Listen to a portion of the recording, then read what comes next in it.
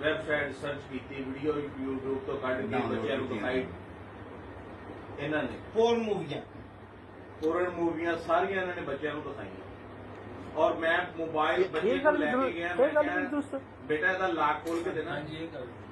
ਬੱਚਿਆਂ ਨੂੰ ਮੂਵੀਆਂ ਬੱਚਿਆਂ ਨੂੰ ਦਿਖਾਉਂਦੇ ਨੇ, ਬੱਚਿਆਂ ਨੂੰ ਦਿਖਾਉਂਦੇ। ਇਹ ਤਬਲੀਗ ਹੋਣ ਡਈ ਦੀਨ ਦੀ। ਇੱਕ ਮੈਨੂੰ ਉਹ ਵੀ ਦੱਸ ਦੇ, ਬੱਚਿਆਂ ਨੇ ਇਹਨਾਂ ਨੂੰ ਉੱਥੇ ਬਹਿ ਕੇ ਬਾਲ ਮਦਰਸੇ 'ਚ ਬਹਿ ਕੇ ਪਾਰਕ 'ਚ ਬਹਿ ਕੇ ਕਨਫਰੰਟ ਕੀਤਾ ਕਿ ਮੀਆਂ ਸਾਹਿਬ ਤੁਸੀਂ ਸਾਡੇ ਨਾਲ ਇਹ ਨਹੀਂ ਸੀ ਕਰਦੇ। ਇਹ ਵੀ ਸੱਚ ਗੱਲ ਹੈ ਜੀ, ਪੋਰਨ ਮੂਵੀ ਵਾਲੀ ਵੀ। ਇਹਨਾਂ ਨੇ ਬੱਚਿਆਂ ਨੂੰ ਇੱਕ ਮਿੰਟ ਭਾਈਆ, ਇਹ ਸੱਚ ਗੱਲ ਹੈ ਵੀ ਪੋਰਨ ਮੂਵੀ 'ਚ ਬੱਚਿਆਂ ਨੂੰ ਦਿਖਾਉਂਦੇ ਰਹੇ? ਐਕਸੈਪਟ ਕਰਨਾ, ਬੱਚੇ ਖੁਦ ਆਏ ਮੇਰੇ ਕੋਲ। ਅੱਛਾ, ਉਹਨਾਂ ਨੇ ਆ ਕੇ ਕਿਹਾ ਕਿ ਸਾਨੂੰ ਇਹ ਵਿਖਾਓ।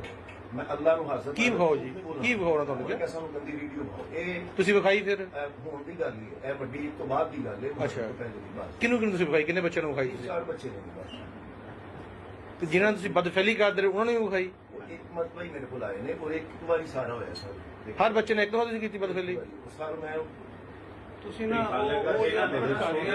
ਮੇਰੀ ਬਾਬਾ ਨਾ ਮੈਨੂੰ ਨਾ ਇਹਦਾ ਮੋਬਾਈਲ ਦਿੱਤਾ ਬੱਚਿਆਂ ਨੂੰ, ਤਕਰੀਬਨ ਕੋਈ 25 ਤੋਂ 30 ਬੱਚਿਆਂ ਨੇ ਇਹਨਾਂ ਦੇ ਮੋਬਾਈਲ ਸਾਹਿਬ ਗੱਲ ਅਸਲ ਇੱਕ ਆ। ਮੇਰੀ ਇੱਕ ਗੱਲ ਸੁਣ ਲਓ, ਗੱਲ ਇੱਕ ਤੇ ਕਲੀਅਰ ਹੋ ਗਈ ਹੈ ਕਿ ਮੈਂ ਉਹ ਬੰਦੇ ਨੇ ਸੁਣ ਲੈ ਮੇਰੀ ਗੱਲ ਸੁਣ ਲਓ। ਮੇਰੀ ਇੱਕ ਭਾਈ ਮੇਰੀ ਵੀ ਮੰਨੋ, ਤੁਸੀਂ ਥੋੜਾ ਜਿਹਾ ਮੈਨੂੰ ਆਪਣਾ ਸਮਾਨ ਸਾਹਿਬ ਤੁਸੀਂ ਉਧਰ ਬਹੁਤ ਭਾਈ ਸਾਹਿਬ ਮੇਰੀ ਇੱਕ ਗੱਲ ਸੁਣੋ।